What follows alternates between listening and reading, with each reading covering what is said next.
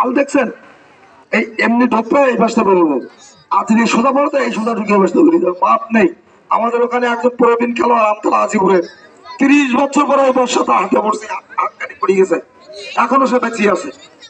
কেউ তোমার করবে না, 1 মিনিট আসতে ধরো, 1 মিনিট নিরাপত্তা পালন করবে। খেলাটা দেখেন, এই মহাদেবের ত্রিশূলের খেলা, কেন্দ্র বলে এটা মহাদেবের ত্রিশূল, ত্রিশূলের খেলাটা দেখেন আর নিরাপত্তা 1 মিনিট পালন করেন।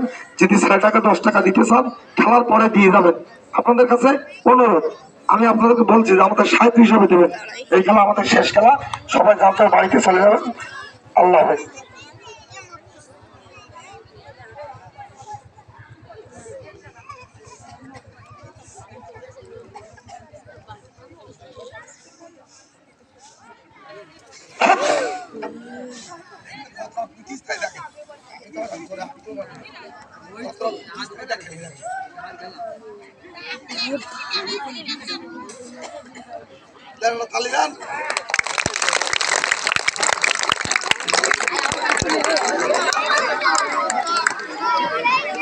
আমাদের খেলা শেষ, যদি কেউ 5 টাকা 10 টাকা দিতে চান দেবেন।